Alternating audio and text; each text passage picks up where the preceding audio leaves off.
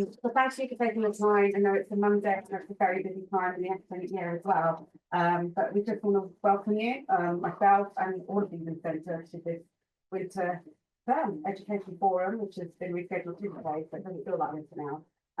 But today we are going to be learning from our colleagues across the LSE.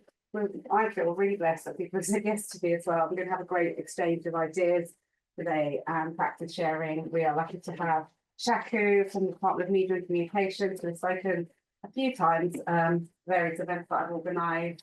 Lucky to have Ronny here from the Department of Economics. You don't often hear from the Economics Department, so I'm really grateful to you taking time out as well. And then colleagues from the SU, Lauren will be here later, I hope.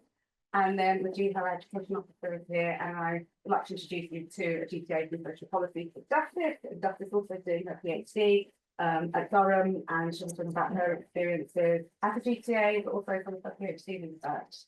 I'm not going to talk too much here because I'm going to hand over to Emma, but I was first introduced to principal spaces and idea of principal spaces back in 2017 with some colleagues at Queen Mary who had organised a workshop. We then turned into a collective called Building an Integrated Classroom, and since attending their workshop and learning from those colleagues, I've used principal spaces in my teaching, in my research, in the impact work and knowledge sharing that I've done. So it has been a huge, useful learning process for me, and I'm constantly looking to better the way that I do my job as well and the way that I approach research and education.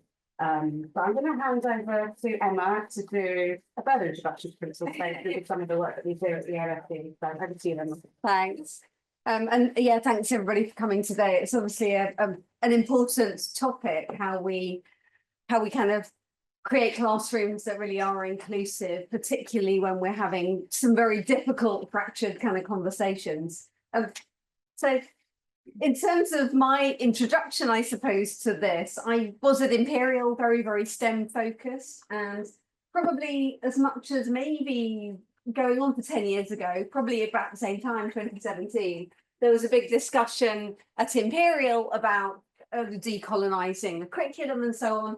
And I was teaching at that point in the maths curriculum, and I think in the maths department, and I think it was quite hard to map some of that thinking into a very STEM focused syllabus. But we all started to think a little bit more actually about just creating environments, I suppose, where people felt included and were able to speak.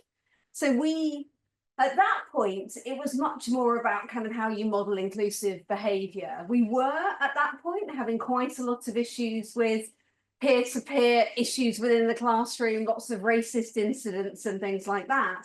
So I think it became much more about calling those out in the classroom. So it's listing how you actually have a classroom where everybody feels that they can participate and is willing to participate. It's about respectful communication. It's about, from me, it was about building personal connections really with students and modeling good behaviour. It's about, I used to have a lot of students who had other issues that meant that they couldn't participate readily in the classroom. And from my perspective, it was about providing alternative means for them to participate, for example. Taking a much more structured approach. It's been really interesting coming to LSE, which is dealing with much more politically difficult situations. And I thought that I would read a couple of statements from from some other of our colleagues recently about some of their approaches. So I've been collecting some approaches, many of whom are around having those discussions right at the beginning of their teaching about how conduct in the classroom will be managed. And these are going to remain anonymous, but I thought that this was really lovely. So one of our colleagues said, a major value driving my teaching is charity. I want students to learn to interpret both texts and each other charitably, while still challenging each other. I believe that developing the skill of deeply engaging with someone's view in a charitable way will prepare students to do rigorous academic work, to be better friends, partners and family members, to be more responsible citizens and to be more effective and respectful colleagues.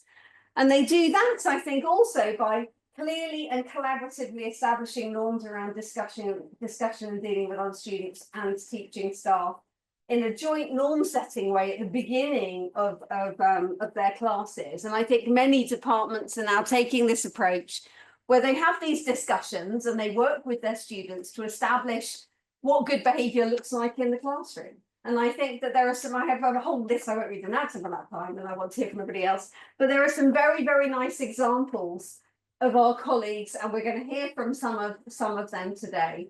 So I'm going to, well, actually, should I pass straight over to Shaku? Is that probably the best thing to do? Because I think you're up first. Over to you, Shaku. Yeah, our next speaker is Shaku. Oh, His title is? Sorry, I should add rather horrifyingly. I have a whole bunch of resources just, linked to get them from ready. US institutions, University of Michigan, University of Virginia, several. The links are now not working as of just this morning, which I think is telling. So we're moving into quite an interesting time on some inclusive classroom behaviour.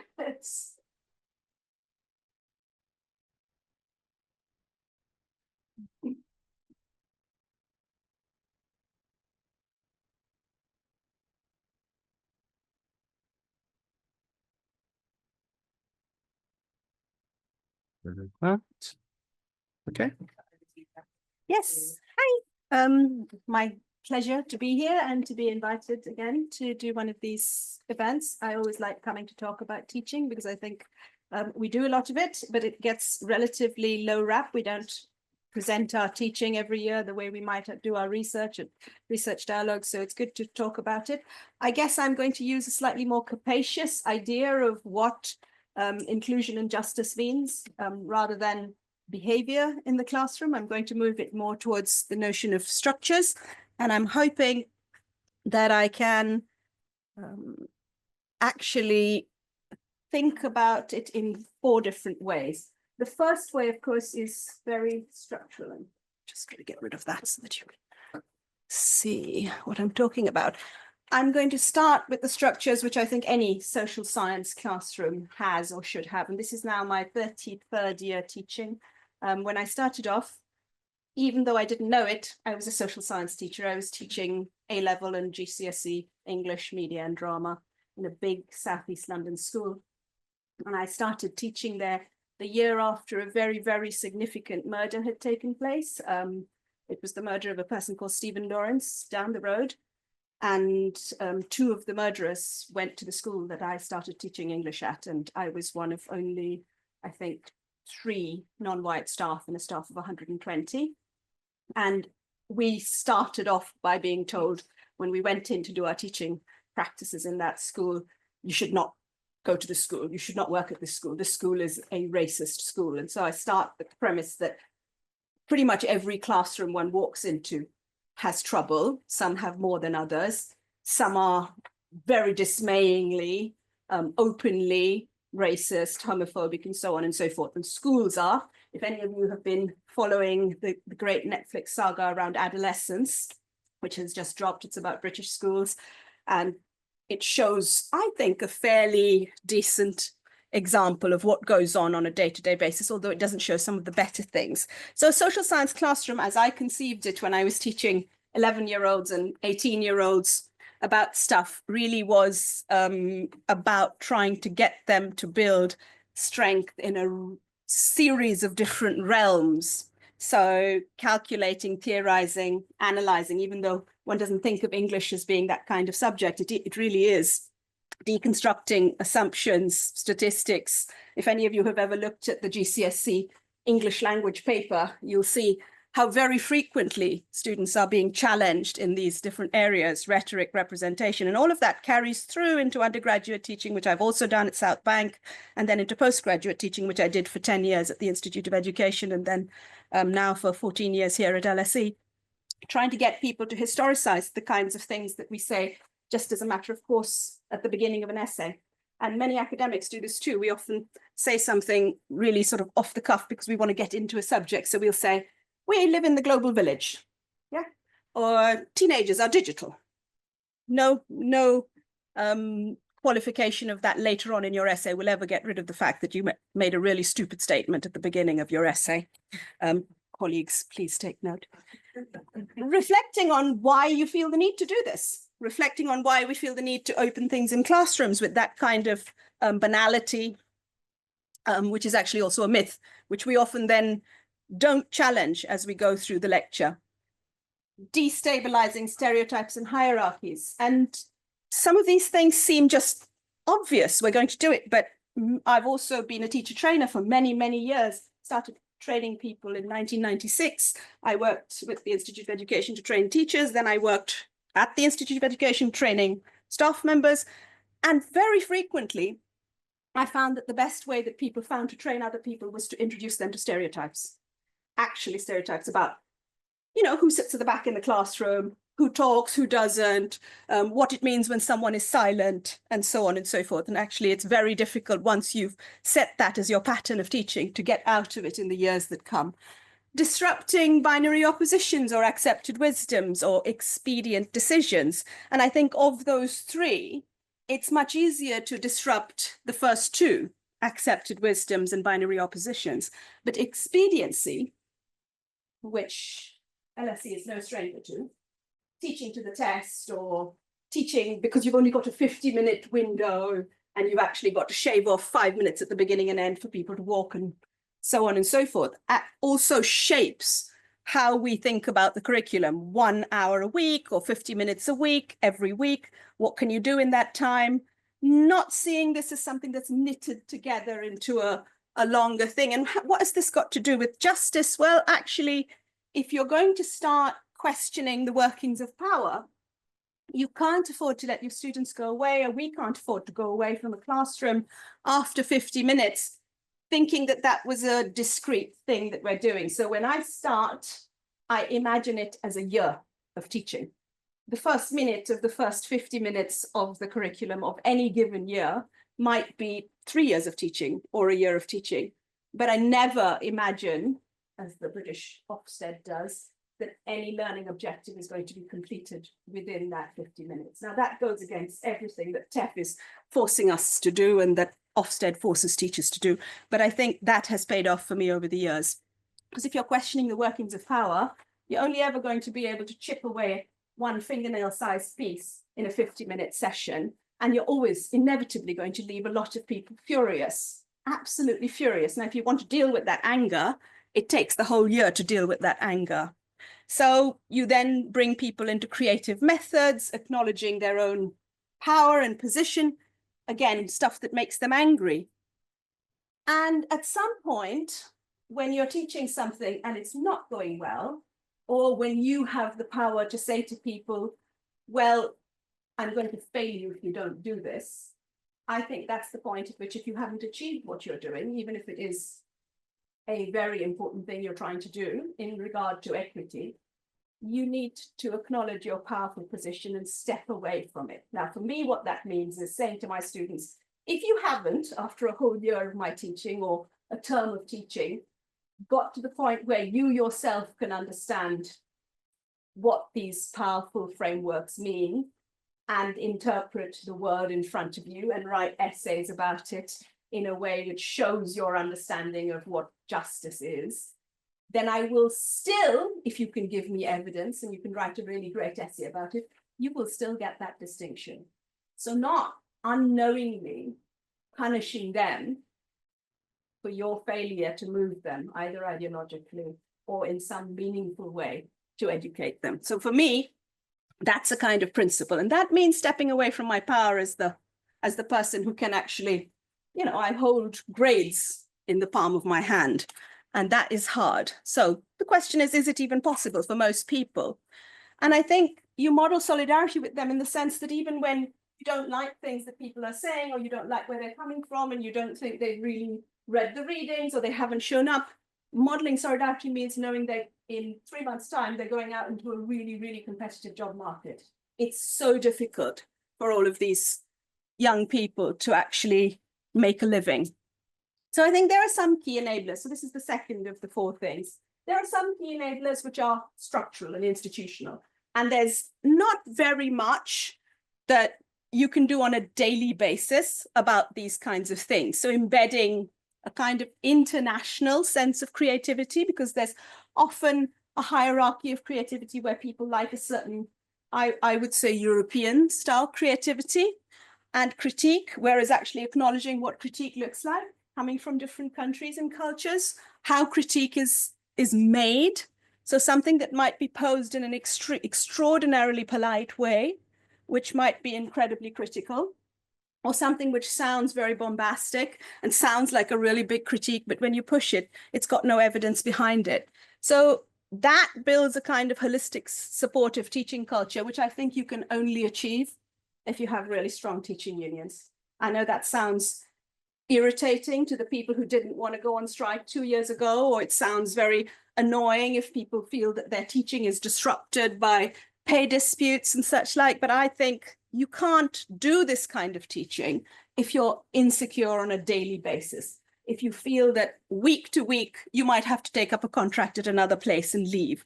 You can't invest in your institution in the way that you need to be able to invest to do some of these things. Balancing autonomy and direction is really hard if you've come in and you're being asked to teach other people's courses and you don't have control of your curriculum content.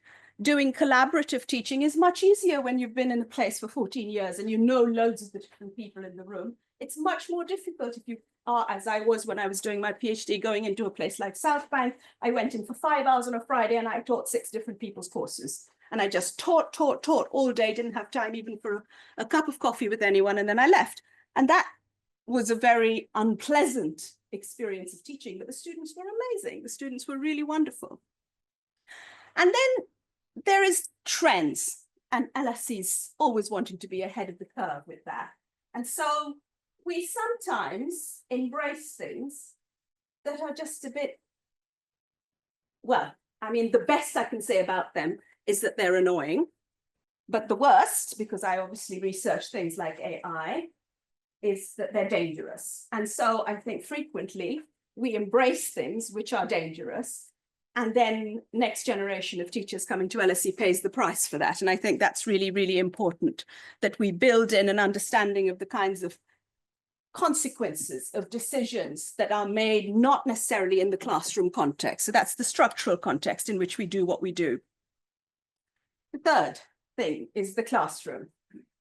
And yeah, I would love to say everyone should respect everyone in the classroom. That is the ideal. I've been in unideal situations in which some people don't respect other people in the classroom, and that is absolutely our responsibility. But again, I think we have to think about being in the classroom and respecting the classroom as not just being about any 50-minute or 2-hour or 3-hour session in the classroom. We have to think of it as an iterative process. We come back to that same classroom again and again. And what happens in week 1 is something we can model so that it changes the dynamics in week 4. And so that people who didn't trust someone maybe, so you may look like you have a really, really respectful classroom. What do I mean by that? You've got 16 people there, they've all done the readings. 4 people put their hands up in a very orderly manner and they talk. The other 12 people don't really talk very much, but they're taking notes. That looks like a really organized, orderly, and respectful classroom. No one insults anyone else. But 4 of the people who are silent are thinking, what the fuck? This is so boring. 4 of the people who are silent are thinking, the 4 people who are talking are using stereotype language about me all the time, and no one is challenging it. Why isn't the teacher challenging it? And 4 of the people who aren't talking are using ChatGPT constantly to translate everything that's going on so that they've got some kind of sense of what's going on. So that's a very respectful, very calm, very quiet classroom where all kinds of awful things are going on under the surface. And I think we get used to that a lot. I certainly did when I was teaching in schools because, you know, that's the culture. If my students were bubbly and joyful and talked a lot, someone would come in from the next door, knock on my room and say, your students are disorderly, you better get them under control. So there was that idea that you had to get people under control. You couldn't make too much noise. And I think strangely enough, even in universities, we have absorbed some of that idea that chaos is somehow antithetical to learning, or that if there's a lot of voice and talk and people getting up and walking around, that's somehow not learning going on. And that's the opposite, I think, of what a really great classroom should be like. Even a lecture, I mean, even a lecture with 300 people can be one in which there's a lot of quite deep exchange going on. Whether that deep exchange is between 2 people sitting next to each other or between the podium and the audience, or between 20 people planted in the middle of the room doing various different things, doesn't matter. Now, I think you have to take risks if you're going to have a principal classroom. And as the person with the most power in the classroom, you have to take the most risks. Now, different people will do this differently. I do this with my presence and my body and my story and my history.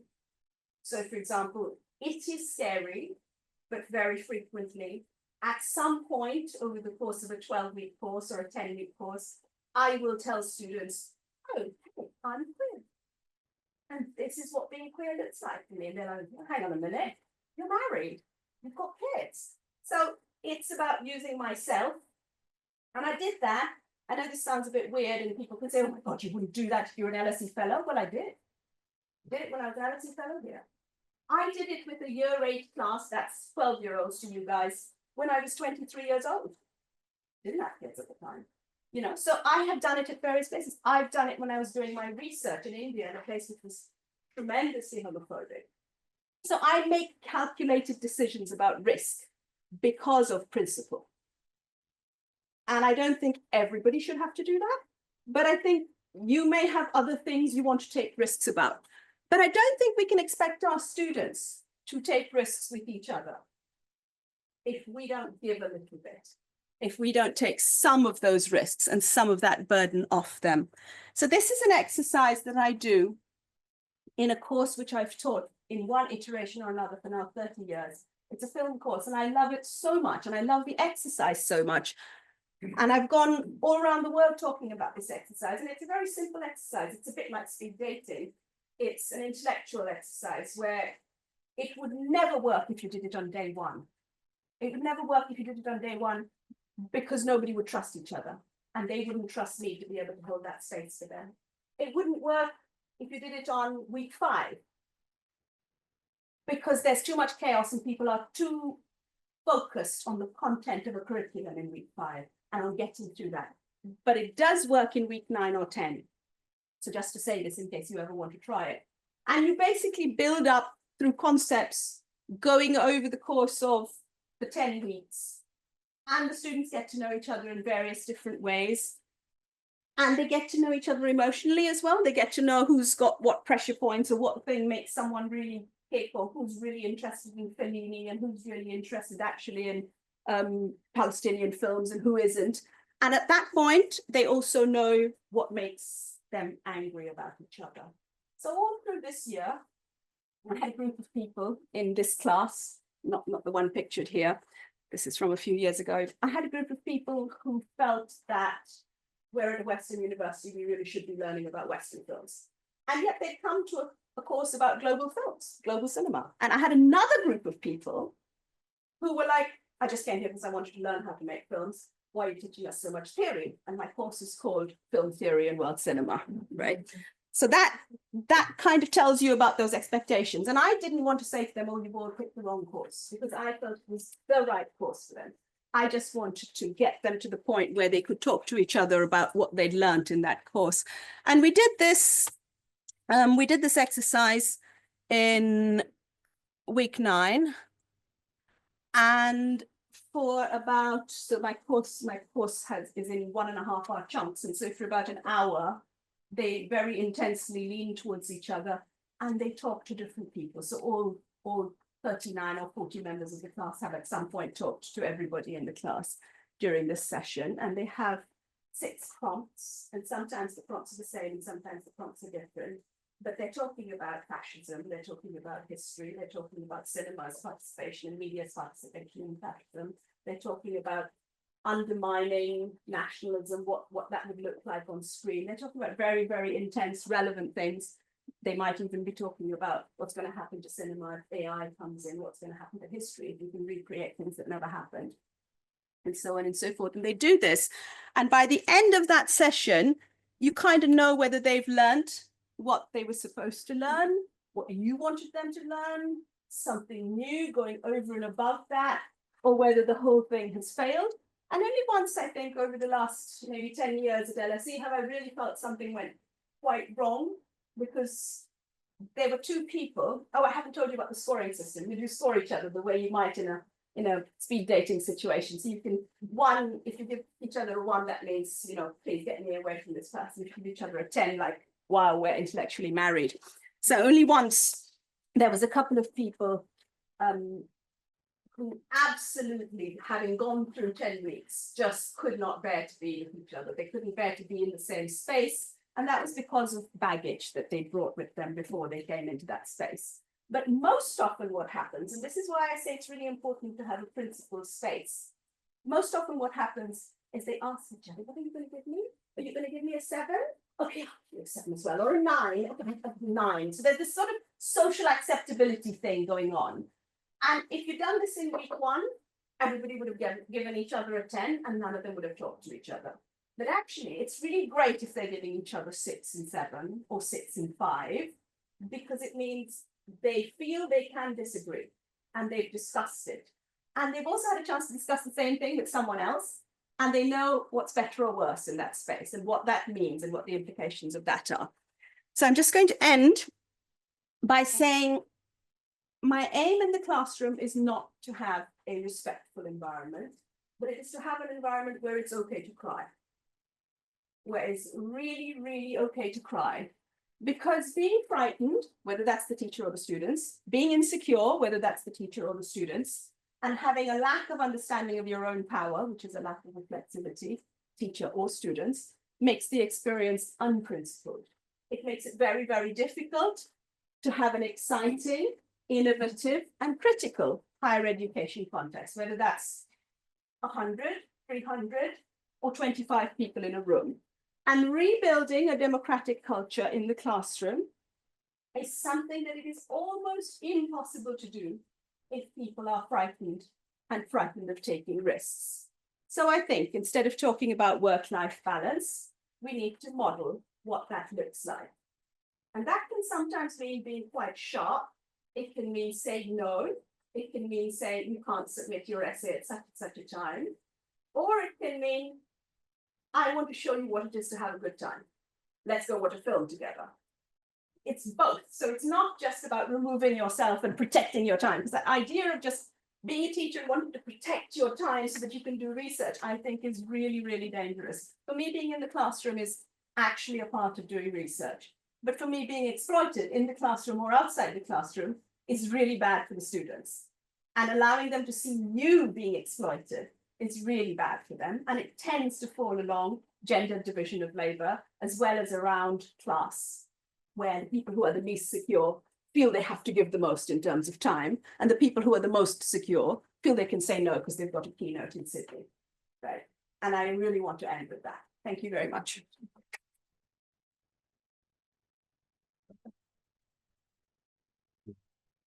Thank you very much, Shaku. I really like the leaning in and the embodiment of it. Our next speaker is Lauren, who is the student community. Oh gosh, activity, yeah. Officer. So to be finishing. So yeah. Super soon now we've had our elections, so Yeah. a whole new group But- coming in. Someone's going to revisit it. Some of you know how it is in front of you, but this was a survey that was carried out at the start of the academic year. Yeah, December time. And I just like, that's my Yeah, sounds good. Perfect. And I'm Have you just got gonna, slides? no, but Okay, I'll just easy. pose my laptop here if that's okay. Hi everyone, thanks so much for organising this, Akile. Yeah, it's been a really great session and so much in that Shaku about lectures and like the dynamics going on in the classroom that I will hopefully touch on a little bit. But yeah, to introduce myself, I'm Lauren. I'm the Activities and Communities Officer in the Students' Union. Effectively, a huge part of my job is to liaise with students, identify key issues, and bring that to all of the right forums and places. So I guess that is why I'm here today. I'm going to speak to you about 2 projects very briefly, but more than happy to take questions after. I think that we're going to open up for questions all just outside of this room. And those 2 data sets were Power to Speak, which discussed free speech, and Faith in the Classroom, which was a student education panel hosted with the wonderful Eden Centre, which discussed what 7 for 10 faith in the classroom. So just a bit of context. Yeah, I'm excited to be talking about principled spaces because this is something that students in not this exact language, but in their own student way of speaking, speak to us about all the time. It's something that, yeah, they are struggling with in terms of bringing their authentic selves into the classroom, and to do the normal pitch of why this is important in terms of the LSE strategy. I think if we're thinking about fostering like a really robust educational experience, but also ensuring diverse classrooms, we can't do both of those things at the same time without discussing principled spaces, and being able to kind of disagree in a respectful way. Yes, apologies to those who have heard an iteration of this. I did present this to heads of departments in January, but I'll be updating on some of the things that we've taken forward since the survey. So, power to speak. I've highlighted some of that on the handout. I'm a big fan of a handout, but those were the results from our survey that we did in December. And there were 593 responses, which we were really happy about. If we benchmark that, NSS gets about 1,500 for undergrad, postgrad get 1,900. So this was really reflective of a fast and agile response that the SU took to a lot of things that we were hearing from students about showing up in the classroom, free speech, what does that really look like? How is that different to hate speech? Yeah, and then the questions about peaceful protest. What does peaceful protest mean? How are we defining that? What are the kind of boundaries being set for students? Yeah, so to kind of go over those headlines, 75% of respondents agreed to different extents that the teacher defines what speech is accepted in the classroom. We had 1 in 4 respondents saying that they didn't feel comfortable speaking up in class, and 45% of respondents who felt ill-equipped to encounter or respond to damaging speech that's protected by free speech laws. It's worth noting that domestic students felt less equipped to do this than international students, which is interesting. And we'll get onto a few things later of, yeah, more research that could potentially be done in this area. So when students were asked about what should promoting freedom of speech look like at LSE, our colleagues in EDI thematically coded answers to these questions. We're still going, into further depth with the answers to these questions because there are a lot of them. And this is something that we're hoping to circulate before I finish because I want to leave a nicely analyzed set of data for everyone. But just the top 5 headings, we had 27% of comments were relating to a safe environment to express or to not express views. 24% were about a freedom to express views with no retaliation or consequences. 22% were to promote and welcome free speech. 16% were about a right to protest, and 12% were a zero tolerance to hate speech and violence. Okay, so I'm going to delve into this so that you actually understand what those headings mean, because they're quite vague. But students effectively were telling us that they want to engage in critical debate in classrooms and on campus. They want to encounter different perspectives, but they don't want to fear the repercussions of presenting their opinions, whether that's academically or socially. Students were very clear in that they wanted to bring their authentic views into the classroom, but that they didn't want their opinions that they presented in debates to be taken in a way that they could then be personally attacked, if that makes sense. So being able to debate in a very structured way. Students did speak a lot about the power dynamics in the classrooms. So speaking about how classrooms and lectures often reflected the opinions of professors and their teachers, and that even if inadvertently, this meant that not everyone's freedom of speech was facilitated in the same way, and that we need to be thinking about, how to focus on those 4 students in the classroom who aren't necessarily engaging but look like they're taking notes. It's interesting because in the student campus relations group, which I'll speak about later, we asked them whether teachers should adopt a neutral stance when conducting classrooms, which is something that came up in the heads of departments away day. There was a whole debate: should a teacher be neutral? Should they not be neutral? And students didn't think that a teacher should engineer neutrality, but more that we needed to actively equip them with tools to disagree within that power hierarchy and be engaging, even though that is a teacher saying their opinion, but they didn't see that as an issue per se, just, they wanted to be able to engage with it better. And students also want spaces to have facilitated dialogue that spans religious, ethnic and ideological boundaries. And that this was very important in amplifying marginalized voices and just learning new things at university. I'm aware of time, so I'm gonna get going. There was a lot. The presentation is dense, unfortunately. And then there was also something about trust between students and staff, and how we're facilitating like trusting relationships between the multiple people like at a university, because students really picked up on the well-being point of needing to be able to flag when they are concerned about something going on in a classroom, not being sure who to go to, where they were being signposted. And we've had subsequent discussions about whether this lies within the role of an academic mentor, whether this is something that's held in courses. I know we've got DSSAs that have been introduced, but there's definitely something, a striking quote from a student that said, students don't always see a commitment from teachers to help with raising concerns they have, as some don't even know the names of students after 5 weeks. So really like, focusing on setting the expectations of like how students and staff should be engaging. So in terms of faith in the classroom, this is a slightly different set of data. This was an education panel, so a lot more qualitative, but this was 50 students. We discussed principled spaces and how religion was being brought into the classroom. We were discussing this on an academic,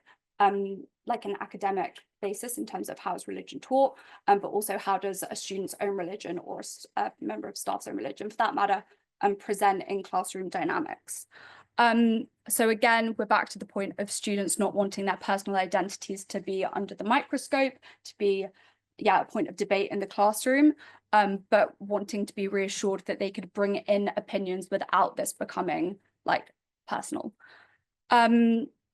I won't go into the bits about how is religion taught. I'll just say that students thought this was important in terms of elevating marginalized voices and integrating non-Western perspectives into our curriculum. Again, happy to speak about that later. But what was really interesting about this was that self-identified atheist students or students from Western religions wrote down that they felt more free to speak about religion in class because it wasn't personal to them, and they felt uncomfortable if they were worried about offending others. So I think this point about offense is something that comes up a lot, because kind of like you were saying, you get to week 9 or week 10, they've built trust that they can disagree. But I think oftentimes a lot of students don't really engage with others in their class because they found community elsewhere. And it's about being able to teach students that it's okay to cause offense as long as you're respectful and you're not being personally attacking about it, but you're still allowed to hold your own opinions. I thought something that was really striking from one student who said, "I will not speak in a room if everyone has strong opinions because I don't bother to argue and I'm not good at arguing." And I think that kind of just is the point about ensuring our classrooms are about academic debate instead of transcending into this personal identity dynamic. So what has been done since all of this data? We have the Student Campus Relations Group, and that feeds into the LSE Campus Relations Group. We've done a lot of work with these students who have come from different societies. So that includes LGBTQ+ society, Jewish society, ISOC, Islamic society, Feminist Society, Hands Off, Israel Society and Palestine Society.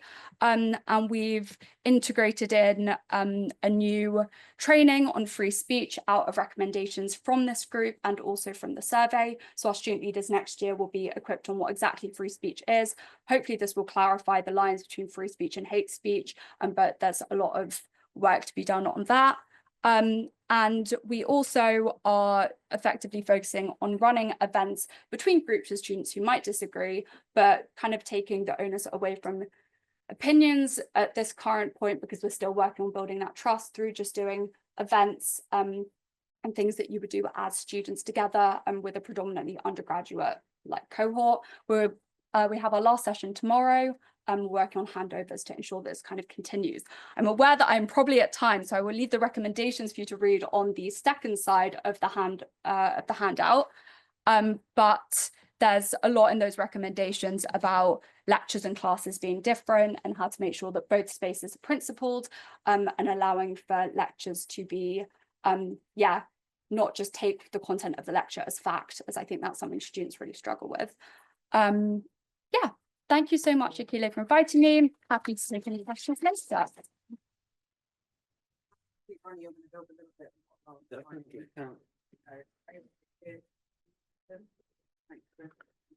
Should be here? Yeah, you should be able to, how do I present it, yeah? Done that just before, let me just, share the screen.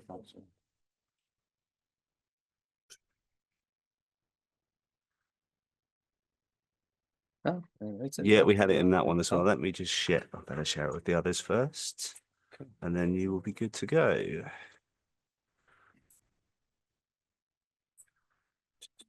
So it was the, yeah, it was the browser.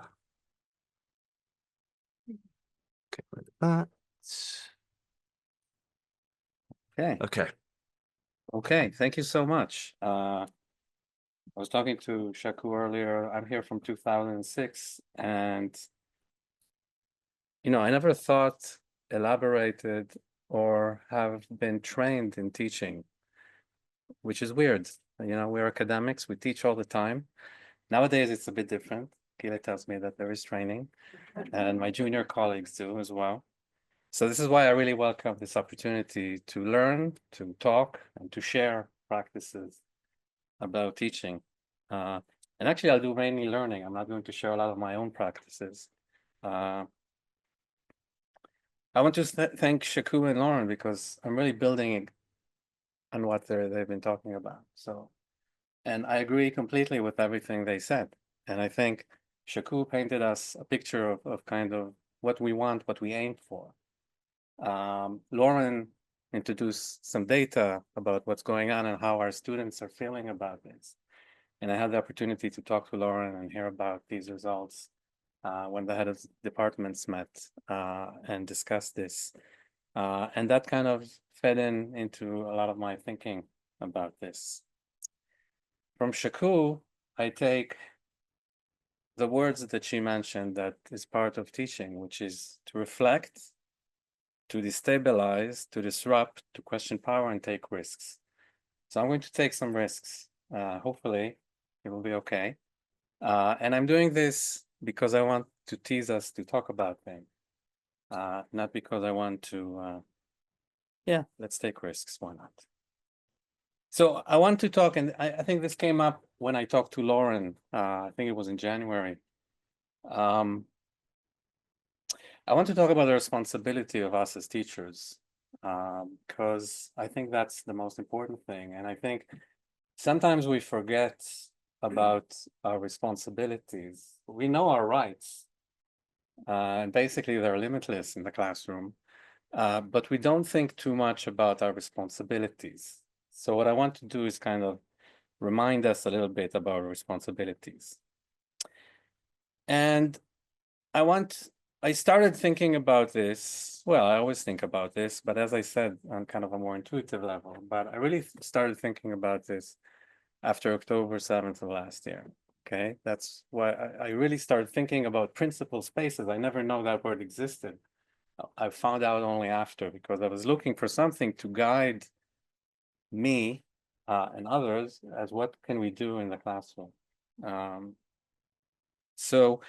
And the way I'm thinking of this, and I'm going to say stuff today about student experiences in the last 2 years, I'm saying it as a case study, okay? Because I think it's terrible what's happening. There are terrible things also happening on campus, I think. But I think I want to use them as a case study to learn where we are, how far we are from Shaku's classroom, which I'm completely envious. We have nothing like that in economics, and the speed dating thing, first thing I'm going to do today is going to look for ways in which we can incorporate something like that in economics. But I want to use this as a case study of how we're doing. So I'm going to share with you some things about that. And I want to start with what Lauren talked about, because I think it's a bit troubling. So the first bit is about our power. Okay, 75% of students are aware of our power to shape what's happening in the classroom. So I want to start there. And this is what I want to talk about, is the responsibility stemming from this power. This is very troubling. This is a fourth of students who are afraid to speak up in lectures. So I really want to think about, I'm not going to tell you why this is happening for 25%, but I want to give you some examples of why some of this is going. Nearly half felt unprepared to deal with harmful speech. I think this is also a huge number of our students that are not prepared to what's been happening in campus in the last few years. And, you know, this tells us something about the fact that we're lacking something. I mean, Shaku gave us an example of the way you can actually introduce things to do that, but half said that there were no structure opportunities for dialogue between opposing perspectives, which I think is one of the central things we need to offer our students. So what I want to talk about today is that we lecturers, we have a lot of power, and with that power comes responsibility. I'm going to say a lot of things. I just want to make clear that I don't want to talk about what we can or cannot say in the classroom. Okay, I don't want to talk about that. Rather, if I say something, it's going to be about how we talk about things in the classroom. I want to talk about reading the room. I'm trying to read the room. And I fully take on Shaku's point that it's not enough to just spend 50 minutes with people to read the room. You need to kind of take your time to do that. But when reading the room, there are things that I didn't find when I looked up principal spaces. For example, one of them is age. There's a difference between first-year LSE students who are 18, barely, and who just come here. And some of them are really, really unprepared to the kind of things that happens to them on a daily, hourly basis. And there's a difference between them and PhD students or MSc students. Okay, so that's kind of the first thing. And I think this came up when we talked to Lauren. Some students are just really unprepared for what's happening in class, and we need to make sure that they are. Developing skills, because they're lacking the skills. We need to think about how to develop the skills. And I want to talk about watching out for minority voices in the classroom. Now, what I'm speaking is not going to come from my own experience. So I'm going to share with you experience of students. Some of them are already here. Some of them are from my involvement in a support group for students in the last 2 years. So in the last 2 years, I was part of a support group for students and staff, actually, Jewish and Israeli students. And I want to share with you some of the experiences that these students had with respect to the things that we're talking about. Now, this is a very biased point of view, and in no way I want to say that these are the problems we face. These are just examples, as I said, a case study, if you want, for when do some of the things we want fail, like we see on the slide here, okay? This is my own biased perspective through the lens of the students as they told me about their experience. Sometimes I had to go and investigate a little bit because, you know, you need to see what the students are talking about. Sometimes it's hard to interpret. I also want to use some resources that I've kind of, because I never thought and reflected about these things too much in preparation for today, I kind of looked up a little, some things, some Max Weber, some Foucault, and some Edward Said to help me with that. Okay. So the first thing I want to talk about is the responsibility for the intellectual integrity of the classroom discussion. Okay. And so this is a very good read. This was lecture by Max Weber in 1918. It was published in 1922. It wasn't a really relaxed time in German history, let me tell you, when he was speaking politically. And this is a lecture he gave, allegedly without any notes, in which he talked about science as vocation. So he talks about what we do as teachers in universities. So the quotes, this one says Max Weber, but when I show a quote that doesn't have his name, it's going to be from this source. And then I'm going to show you other quotes by other people. I'm not going to reveal the source. If you want, I can send it to you. So, I mean, this is the problem. One cannot demonstrate scientifically what the duty of an academic teacher is. This is about our power to do whatever we want in the classroom. One can only demand, and this is about responsibility of the teacher, that he have intellectual integrity to see what it is, that it is one thing to state facts, to determine mathematical, logical, internal structure of culture values, while it is another thing to answer questions of the value of culture and its individual contents, and the questions of how one should act in the world. This is one view by Max Weber. This is Edward Said, who doesn't agree with Max Weber completely, but he says, I take criticism so seriously as to believe that even in the midst of a battle in which one is unmistakably on one side against another, there should be criticism, because there must be critical consciousness if there are to be issues, problems, values, even lives to be fought for. So I don't think it's contentions that, maybe it is, I don't know, that we have to have some intellectual rigor in the way we teach our students. But in the complaints I heard for many students, they challenge that view. Now, when you talk to students, and especially in the last 2 years, everything was really raw. Sometimes it's hard to distinguish. You know, some students are just emotionally affected by things. They hear things that are uncomfortable. Some of them just came, it's their first year out of their country. They came to LSE and they are encountered with things that they never heard before. But some students are more, are better at kind of elaborating about what they care about. And a lot of them complained about course material in some courses, yeah, in some departments, being very dogmatic and having, from their point of view, a lack of intellectual integrity. I'll give you one example, which in some sense is a bit comical as well. And it's for something I saw, which is an event that took place at LSE, in which with students, in which one of the speakers said, international law is very simple. Don't let anybody tell you otherwise.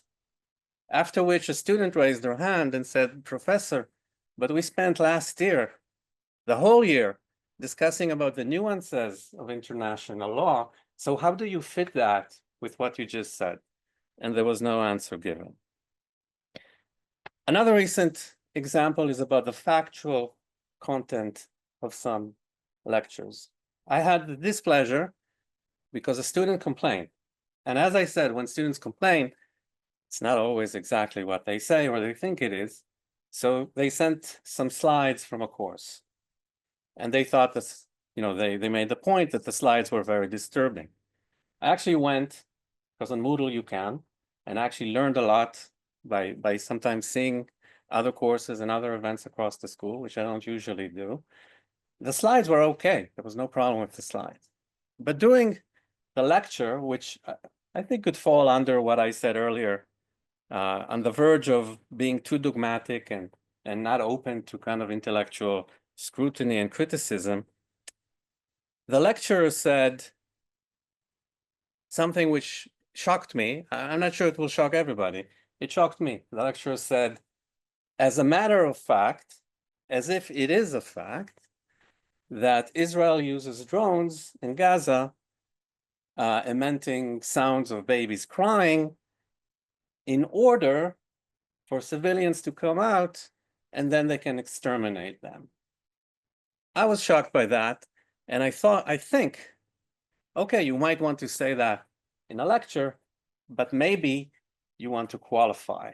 You might say, there are witnesses that said that, this is my belief that this happened, but to say it as a matter of fact, I think takes the lesson in question to a level that I'm not sure I'm happy with. Another thing is responsibility to foster open and diverse academic and critical debate. So the survey shows that 50% of students, the LSE lacks this structure. So students feel that they don't have the structural training in order to actually engage in open debate.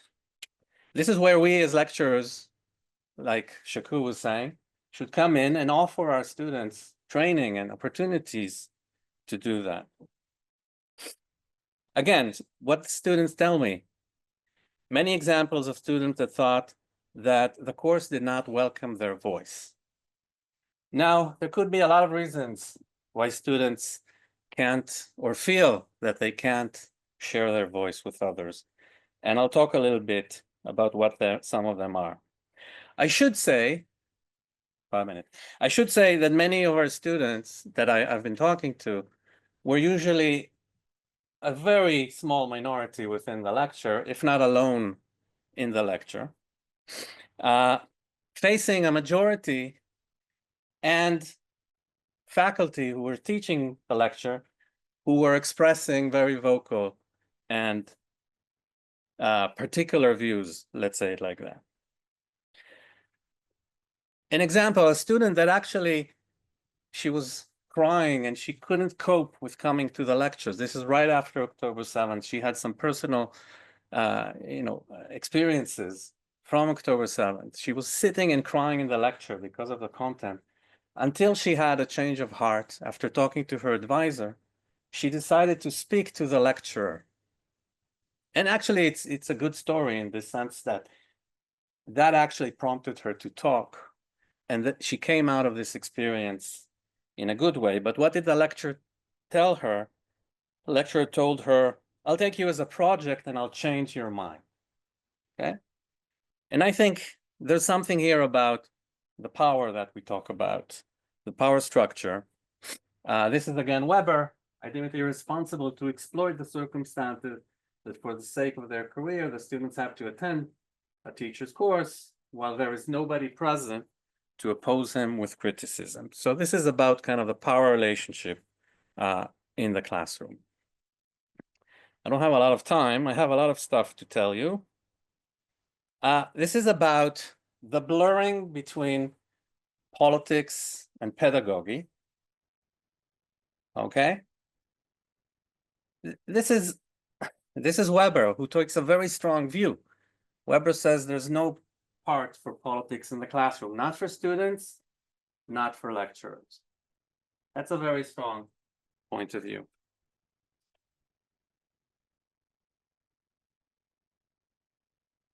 This is beautiful, actually, the way he writes this. He talks about the dangers of what happens when we do talk politics in the classroom and how it becomes basically speech of hate, weapons. And it basically obscures the intellectual integrity that I was talking about. It's interesting that he actually says that people who actually, I'm not sure if this one, he actually says that it's teachers who are actually teaching in political science, in sociology, that are actually teaching about the stuff that we're talking about. They're even the worst to go and put in their own values into it.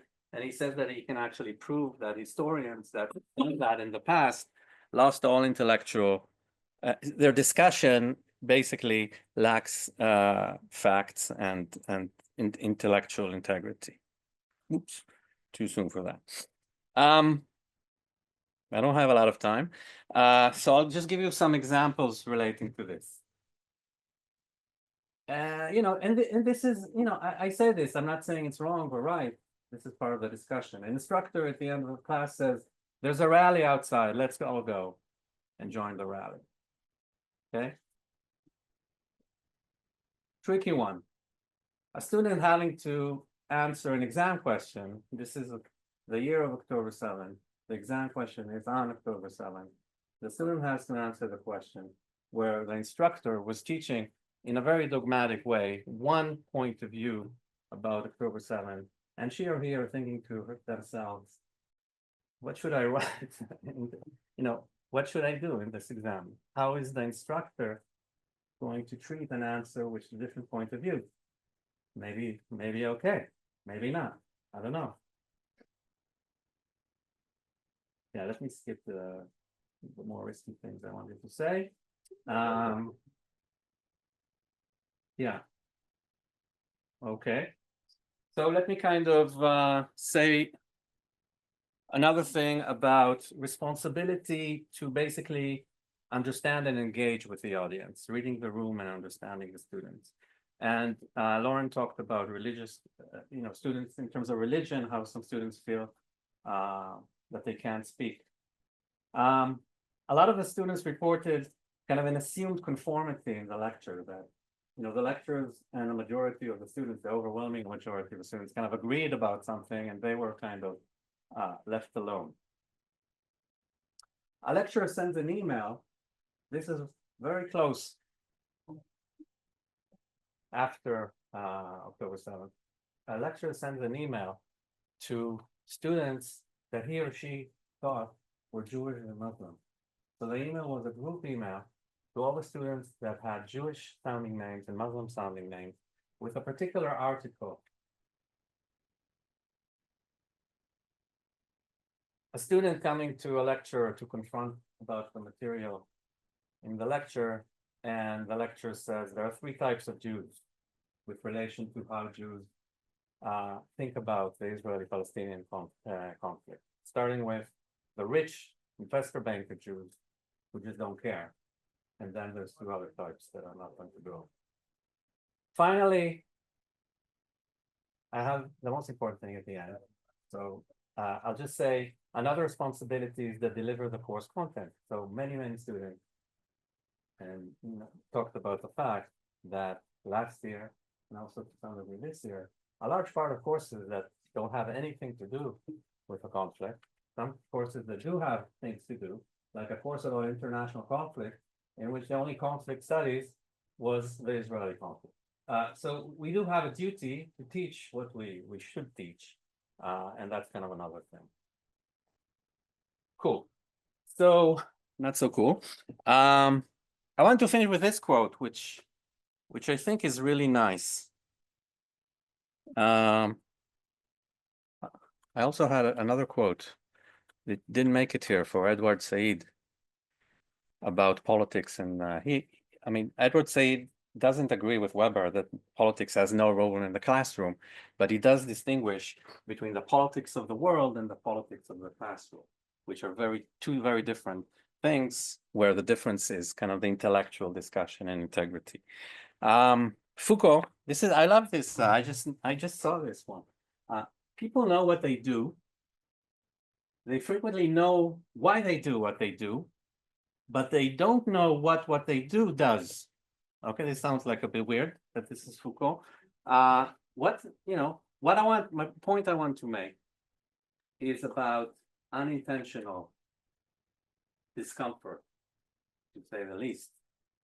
We do things, we understand what we do them, but we're not always aware of the consequences of what we do have on students.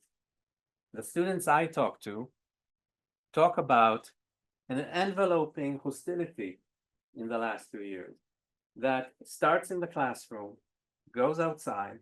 You say something in class, it's not just that something happens in the classroom.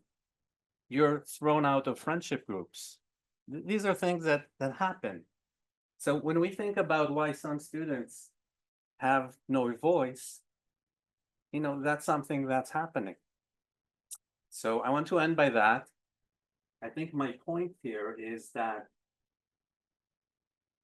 majority of examples I talk about, if the lecturer was a bit more aware, more conscientious in terms of how to present material, to make sure that they distinguish between what is their opinion and what is course material, what is a fact and what is an opinion, it just would make the whole thing much better. And it's the lack of that awareness that sometimes creates very adverse effects on some students. And again, I think this is a case study to think about what can go wrong when we think about principles-based things.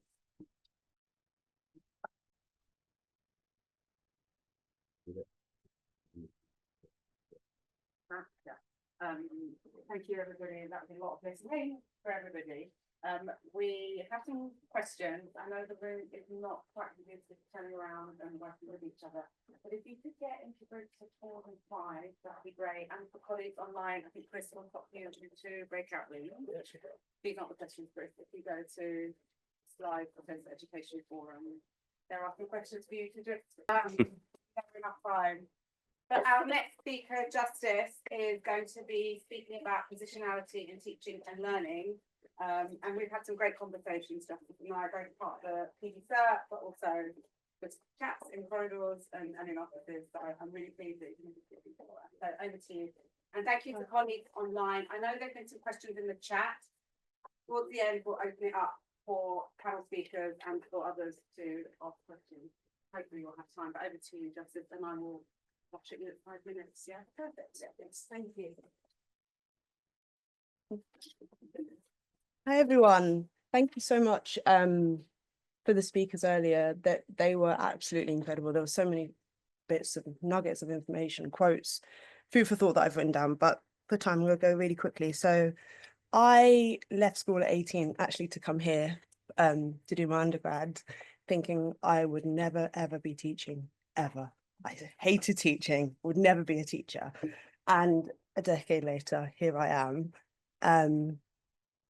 And actually my research, my doctoral research has made me reflect so much on teaching positionality. So I look at racialized experiences of students in private schools, mainly Black students.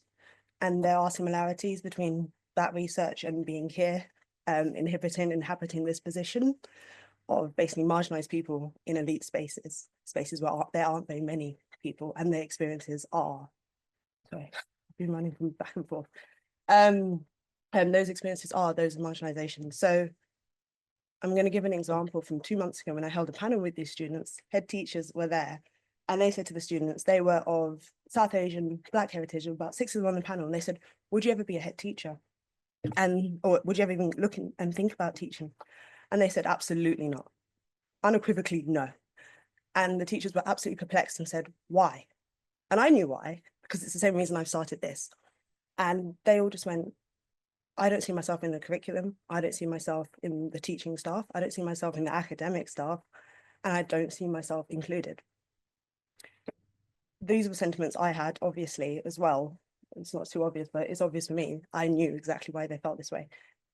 So being a teacher now, I've had to do a lot of reflection on my position, on my power, on the hierarchies that I create in this space as well. Let me just see. And my research is also makes me reflect on the educational context more widely. So it sits against the backdrop of educational disparity. If we look along race, we know that Black students from nursery right up until university have disproportionate outcomes, disparate outcomes. We can see that they're over-surveyed in nursery, in secondary school, they're more likely to be permanently excluded for the same acts as their white peers. And then if we look at LSE specifically, we have a 30% awarding gap for Bangladeshi, Pakistani, and Black students. So whilst I can't say exactly why this is, we know that contributing to the class, investing in the class, feeling invested in, there's so many factors that have been mentioned throughout today, mean that you're likely to get a higher grade, you're likely to integrate and understand and engage with the content better. And so for me, when I think about my positionality, it's really important that I'm thinking of it as part of mending broken pipelines. I wouldn't have gone into academia if it wasn't for one teacher who actually was here in my 3rd year, who I met in COVID, who I gave an idea to, and she said, you should do a master's with that. And then someone else said, that's a PhD idea. And it's an idea of 2 massive fields of education that haven't been bridged because the diversity of thought hasn't been there. And so I say this because our positions as teachers is also one with, as Ronny was saying, duty. There's a duty to foster the best and the brightest minds, no matter what background they come from, no matter what intersectionality they exist in, to fix these broken pipelines, to make sure that people are represented from groups that academia is not tailored for. What else have I got there? inclusive spaces essentially benefits us all. It benefits knowledge production and it benefits our society.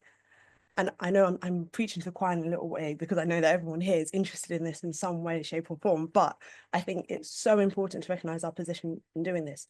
And, you know, as Shaku said, I am a guest teacher. I don't have a strong role in curating, directing the course, but I have a role in the classroom, and that's where I can foster engagement. That's where I can make sure students are included. And I take that really, really seriously. And so I've just got some questions here that we'll reflect and probably talk about at the end. We know what positionality is. I know that I don't want to take up too much time, but I'll leave the questions on screen for a second whilst I move on to the next bit.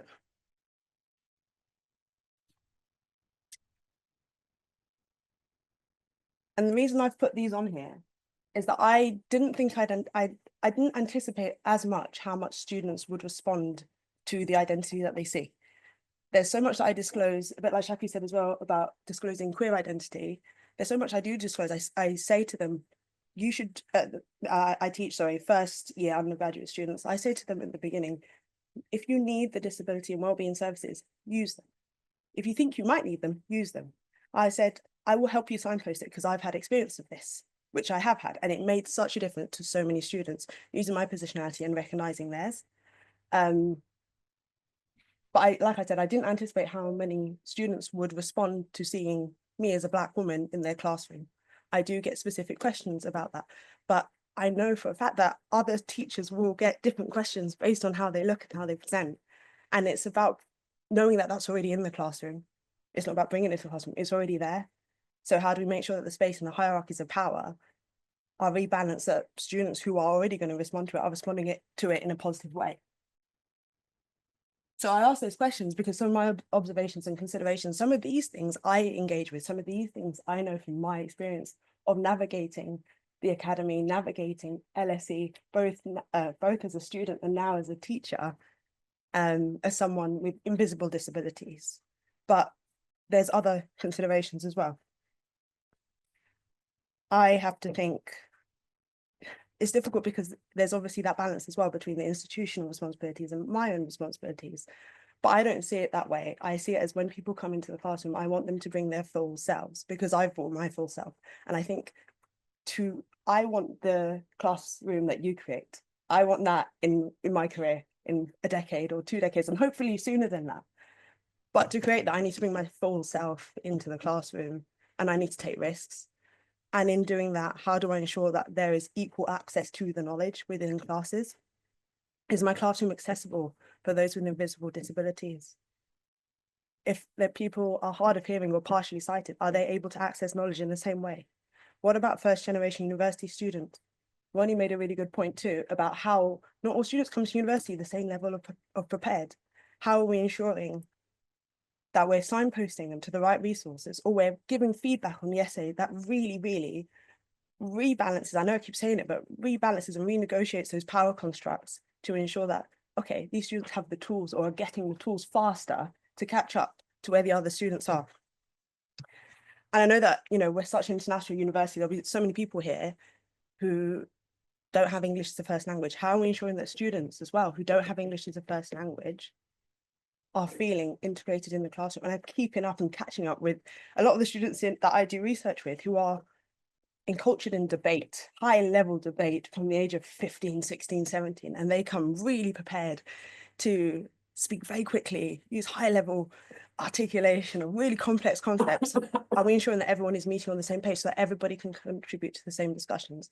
Again, I know I'm preaching to the choir, but these are things that are really important to me because they're small bits that will help fix that pipeline, that will help make someone who comes from marginalized groups in any way, shape or form or intersect of them to go, actually, academia could be for me. Actually, I can contribute quite valuable knowledge. And this knowledge could really, really change things for people. And I'm just going to give 2 quick examples of things that I have done in the classroom. And I actually want to say, so I've been doing the principles of higher education with the Eden Centre. And there's an exercise I'm going to show on the next slide that has been really, really helpful. But before that, for me, it's been leaning on how professors of 10, 20 years have been doing things. It's been really, really valuable for me actually to pull some of the exercises and activities they do in and then make them even more inclusive. So Professor Kitty Stewart in social policy is incredible and gave me this exercise as an icebreaker. Again, first year undergrads, they don't know each other, they don't know me, I don't know them. And it was tell someone the story of your name. And I thought this one was quite good because I split them off into pairs and I said, okay, tell your pair how your name came about. Can be first name, middle name, or last name. But what you do when you're doing that is we're going to all introduce your other pair to us. And with that, just tell us their pronoun. And that's a nice way of just normalizing everybody's pronouns from the start of the class. And I did that in both classes and it just went down very smoothly, no questions about it, done. But within that as well, if you have a non-anglicized name, you notice that people are likely to use that name. So if you have a Chinese name, I had Chinese students tell the story of that name. And that was a really good opportunity for then me to say, which name would you prefer we use? I just thought that was quite a good exercise from the start for creating an inclusive space.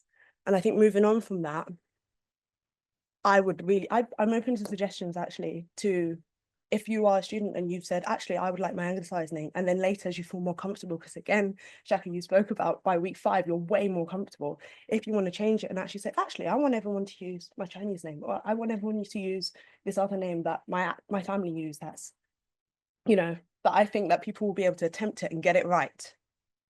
And I would love suggestions on how to create the space for that. But I'm still learning. And then making sure that the curriculum is relevant. I've said this, I don't set the curriculum, I don't do the lectures, but that classroom is a space where students can really, really challenge the ideas that have been put forward to them. I start off by saying, what do you think of the reading? Did you like it?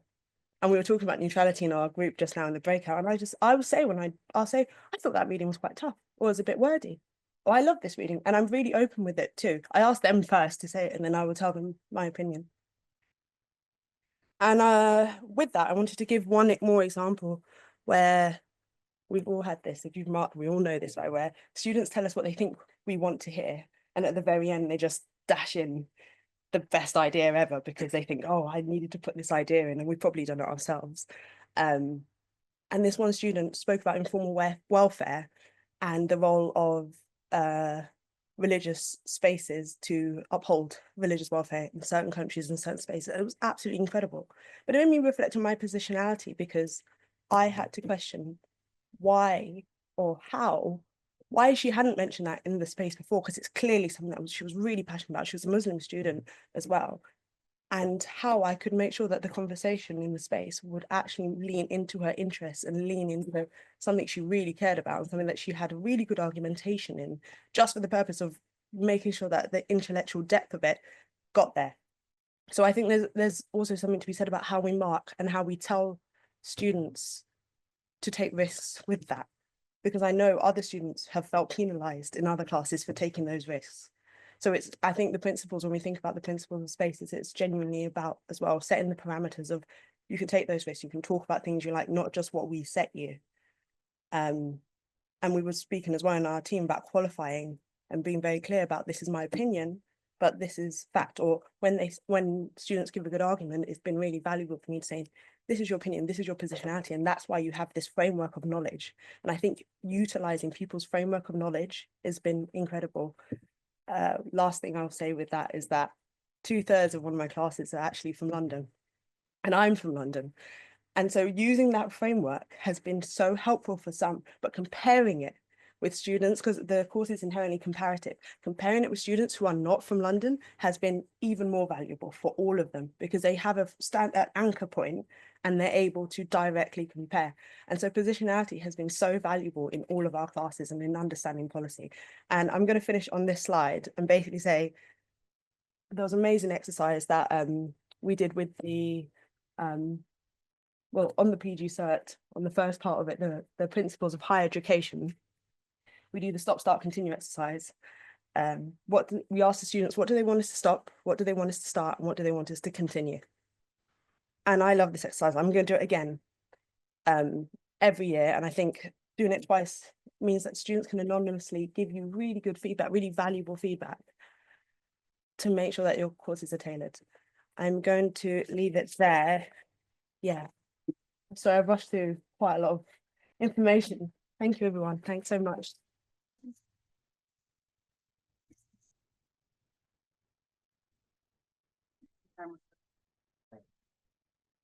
And June, would you have?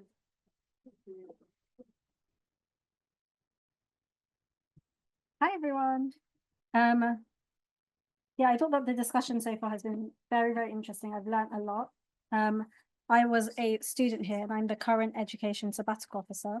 So I obviously also am not trained in teaching or giving a lecture. So it's been really interesting to learn about your perspective and your experiences. I'm actually going to cut what I was going to say much shorter because I feel like you guys covered a lot of what I would want to say. One thing I will say is, because what I am going to talk to you about is microaggressions and names and the importance of getting names right in the classroom. With creating inclusive classroom cultures, from a student perspective, and I'm going to say this anecdotally because I was a student here and I'm from marginalized communities that is like very visible to my lecturers and to fellow students. It's very sometimes difficult to come into a classroom where I sometimes think that you are already appeasing everyone else. You are already quite different. You're already coming into a space where your default is to placate basically and appease those around you. And so when your lecturer takes on a position of like neutrality or facilitating, it can be quite hard. I think that there is definitely arguments for that, and I think that those spaces have been useful when you want to, I think like Shaku said, play it safe, where you want to sometimes, just have some sort of discussion, but no one's really getting challenged, no one's really critically developing. So I think that sometimes I think about spaces of neutrality, as much as of course you differentiate between fact and opinion or different people's positionalities. When a lecturer doesn't come as their authentic self, it honestly makes you question whether you are allowed to bring your authentic self as well. So I really think that that is the biggest thing that made a difference between a good teacher and a great teacher for me was when I really felt like it's not even the fact that I agree with them or that I relate to them. It's the fact that they created a space where I felt like they were being themselves and they also allowed me to be myself. And they actually allowed me to critically develop and challenge and have arguments. And it doesn't always happen in the classroom because it takes time. The first time that you're challenged, that's probably the first time that you're sometimes thinking about and you're getting frustrated by the person who has a differing opinion to you. And then it takes time. It takes the 11 weeks of the first term to really think about and get through the original feelings that you have when you were disagreed with.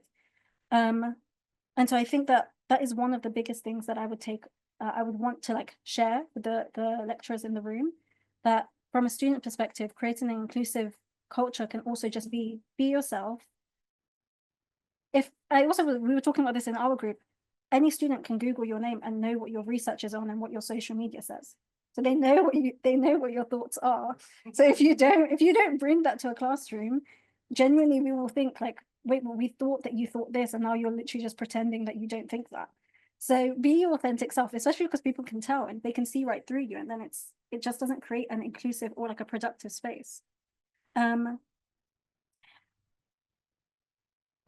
I'm going to move on to what I actually want to talk about. So my name is Wajiha. My name is obviously very easy for me to pronounce. It's 6 letters. It's 3 syllables. It's very easy phonetically in my brain. I'm like Wajiha. It's very easy for people to say. But my entire life, my name has been mispronounced. And I understand that. I sympathize with the fact that in this country, it might phonetically be difficult to say. And so that's something that I was raised to just say, like, correct people, tell them what your name is, and just give people grace when they mispronounce it. It's okay. But it's actually not okay. Like, it's not okay for people to mispronounce my name. It's not okay for people to create a culture where I feel like, again, I have to put myself into a box or like restrain myself from correcting someone or feeling like I'm going to be rude by saying, actually, you're saying my name wrong. And this is actually what I want to talk about, is that in the classroom, how do we create cultures where students, not only firstly, you're getting people's names right, because that is the bare minimum, but also you're creating a space where, like Justice talked about, like where you feel like you can correct someone, or you can say to someone, actually, you've been saying my name wrong, or this is my full name, this is my Chinese name. Like, what are the culture that we're creating from the top down so that students feel comfortable doing that. I want to give you some research because there's a lot of research on this in terms of name biases and how like insidious it actually can be. So there was a study done that shows that our brains light up when we hear our names, whilst mispronouncing our names can lead to feelings of alienation. There was a study done in KCL where applicants with English names received 26% of positive responses for leadership roles when they did applications for jobs, whereas non-English names only received 11%.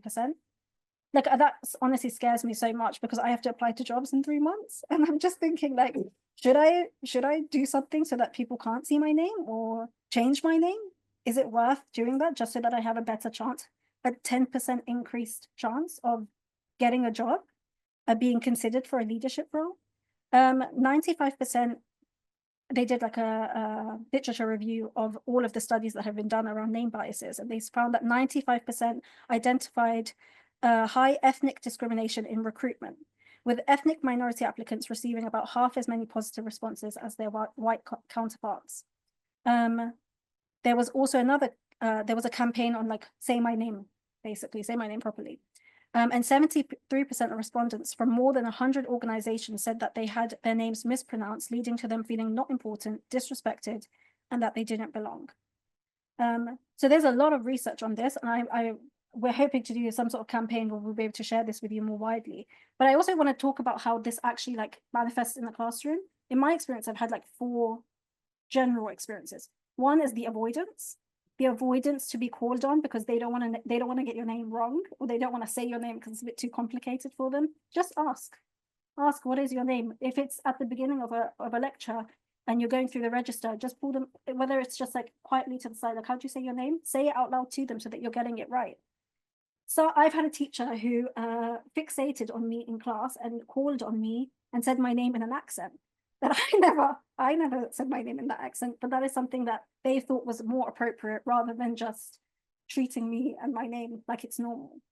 I've had teachers just blatantly get it wrong and continue to get it wrong, like they don't care. That is honestly one of the worst ones because I'm just like, you literally don't care. And it's not even just about the name at that point, it's about the culture that you're creating of the fact that you actually just don't care about my identity, respecting me as a student or just in this classroom. And one of the ones that I think this is like a very blatant microaggression is asking for a nickname or an English name. Please don't do that. I think that that's really inappropriate. If someone hasn't offered you a nickname, don't ask for them or assume that they're comfortable giving you one. It can be very demeaning to know that I need to shorten my name or somehow, again, put myself into a box to placate you. These are small changes that we can make to make students feel more comfortable, especially from diverse, like if you have an ethnically diverse name, especially at LSE, we have an international population that it's like the bare minimum, again, to get people's names right. So I'll wrap up on that. That is essentially what I wanted to say, is that this is my view on how we set an inclusive culture. And I think just as you talked about, like, what are some steps forward that we can do to create changes where students feel comfortable to be able to progress and like feel that trust in the classroom.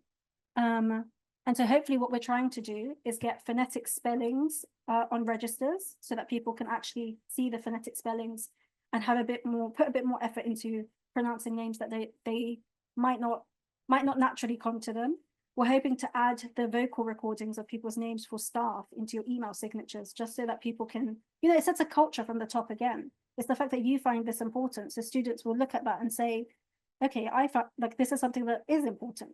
It's not me being aggressive or rude in the classroom. It's not me making something into a big deal that isn't. It's actually a serious thing. I had someone in my first year, his name was Chris, and it's such an easy name to pronounce, but he put it in his email signature. And I was like, oh, so I can do that as well. That is something that is a clear culture that he set from the beginning. And so there are a bunch of things that we want to do to engage students and staff with this. And hopefully there'll be a campaign coming in the next month or so. So look out for that. And we'll be able to share some resources with you for you to take this into consideration, embed this into your classrooms, the culture that you want to set, and making this a more inclusive space for everyone. Thank you.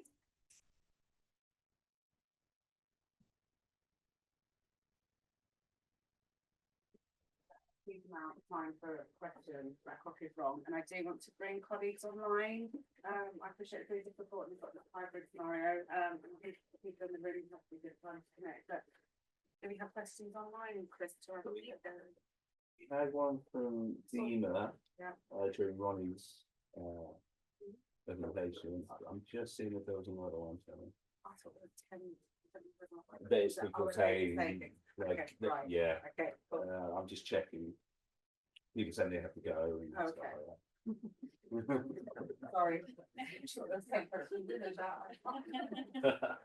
Yes, So just email. I think it's just that question. from Okay, Dina. I think is Dima still online? No, unfortunately not. Shall I read it out? We'll read it out. So Dima said, I'm sorry, slightly confused. Are all those experiences from the support group? Sorry, that was during your presentation, Ronnie. And but I'll give you a chance to address that. Anyone else? If I have missed a question, do put your hand up online. But I don't think there are any others. Someone said that they can't hear, Oh. a little bit muffled. It was no, it was literally when you were speaking, but in between someone else coming up. Yeah, I think Alex said Yeah, that. Yeah, the yeah, answer if is you very could- short, it's yes, Okay. but I just wanted to say about what you said. I was just thinking of graduation, Yeah. where I sit down and you notice it less when you are the one reading the names, but when I sit on the side and I see the anticipation of the student just before, and then the name is called, and then you see it's like 95% disappointment. You can see it on their faces. Have you ever had the case where someone stops and actually corrects the person who's saying their name? Very rare, but But it happens, but yeah. honestly, it makes my heart is like breaking for them, because I'm like, this is one of the best moments of your life, graduating. It's the end of your experience, and someone's just got your name wrong. That's a bare minimum. They read out my surname instead of my first name at my graduation. But the school does have all the phonetics, so you can get overwhelmed. I think that's a good like step. Well, I wonder if you can do like audio for that as well, so that people can really listen. But again, it's also a culture. We were talking about this, how some people take it very seriously to get names right, and some people don't. It's like again creating that culture, like you have to take it seriously. Yeah. You can't mess up this moment for a student just because you don't care about that. Yeah.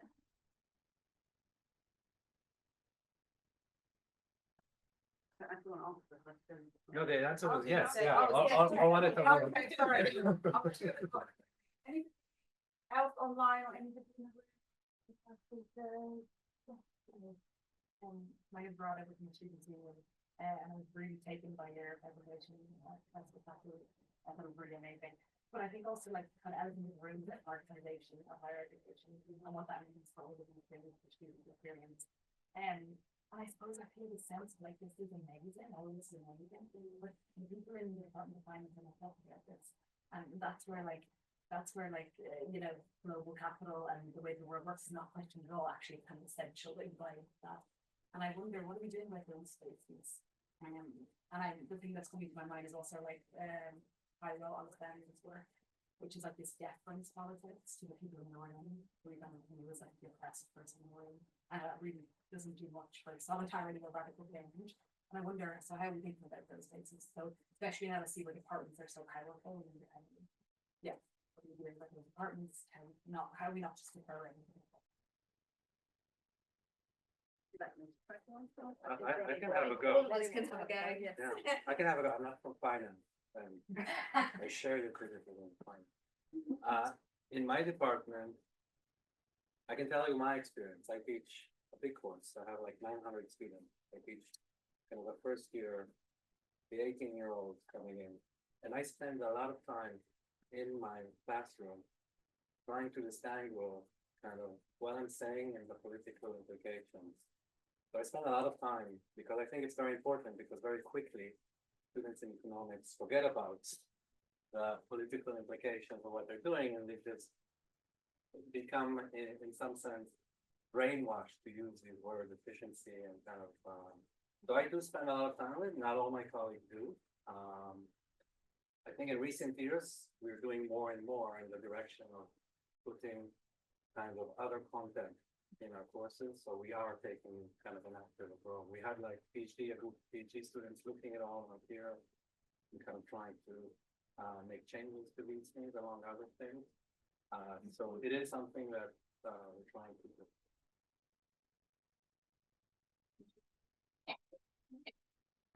I suppose right from the outset, I start by telling my students that you're paying way too much for this education. I mean, that's in my department. I'm sure there are plenty of people who pay even more in other departments. But I wouldn't be here. I wouldn't have had an undergraduate degree if I hadn't got a grant and had a free education. And that just knocked them over sideways because that was 1989. So it's recent history. So I think there's an important point about trying to help people to see what alternative frameworks there are. And we just look across higher education across Europe, and virtually every country has higher education free or very, very cheap at the point of use. Look at Belgium, look at the Netherlands. And then I ask them to think every single week about whether it's worth it. To the point where some people get irritated because they want to be celebrating having got into LSE and they don't want to be reminded of that £27,000 or £50,000 debt that is accruing. But the financialization of education is relentless. It makes GTAs, it makes classes of 900, where I don't know whether, you know. It's not our students.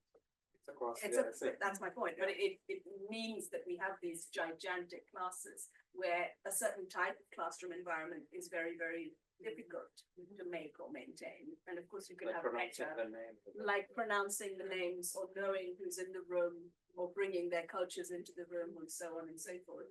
And also there is limited time, I think, for debating frameworks. You know, you can't put frameworks side by side, but I think giving them the possibility of alternative futures and then talking about the fact that people fought really hard after the Second World War to get those alternative futures, and then showing how quickly a black and brown government under the Tories brought it down from 2010 onwards. You know, so again, to Taiwo's point, that this kind of false representativeness is not what we want, that we want a principled representation. And I think one can do that, but whether everyone will have the time or want to take the time away from 4 more slides is a question. I just very quickly say, I think we need to provide some other opportunities for students to have this LSE live. There are all of the other things that we can provide. I do think we have to recognise that some of the students also arrive with quite a transactional view of the course that they're doing, and I think I wish that it was not necessarily so, but they see their degree as a ticket into a particular career, and they've spent a lot of money, more than we might think it's worth. But I mean, so academic freedom of the departments, you're right, departmental autonomy is very strong here. So I think we can just think about LSE life more generally. How do we want our students? What do we want to provide for our students? All that we can do is do our best to try and have more of these kind of events, have people thinking about that. But I think it would be very hard for us to shift some of those courses, I think. But as to the big classes, I think we have to provide opportunities where our students get to know their staff as well. You know, we have to find ways for our staff to actually get to know the academics, because that's such a massive benefit of being here. And it's hard to do that if you've got a class of 300. So we have to find alternative opportunities. One more question and another question. Yes, is it online? Would you mind? Oh, just sorry, standing I'm with so that? bad. No, it's My okay. voice is not I think very- I don't have the because of the best- hand we were dealt today, Sorry, they I can't just- hear the room, yeah. I think. I just want to say a huge thank you to everybody who has presented, spoken, reflected, to everybody in the room as well. I apologise, I don't have the best voice. But I think as well, one thing that I wanted to just sort of going back to some of what Shaku has said, and also Justice reflecting on yours, this idea of positionality. I think risk, it's great to talk about those risks, but it's riskier for some identities as well in the classroom. So bringing people on that journey, absolutely, these events help. like have those conversations, but actually there needs to be a bit more accountability in the sector. As Ronnie said earlier, no, I don't have any formal training. I never did a PG cert. You were just thrown into the classroom and told to teach, and you learnt on the spot. So how do we build that accountability more into the LSE structures, and then have more of this, but also, you know, how do we move forward from these conversations? So the mentee, that leads me into the mentee. The mentee is still live. Please do, if you haven't had the opportunity to speak today or want to feedback, please do use the mentee for that. It will remain open for 7 days. And again, if you have any ideas, want to talk more about inclusive education, get in touch with myself, get in touch with Daniela, who is the Research and Evaluation Officer in my team, get in touch with anybody in the Eden Centre, quite frankly. We're always happy to hear from colleagues. And thank you again to everybody who has been in this very hot room, and colleagues online as well. Please do engage with the with the mentee. Thank you again.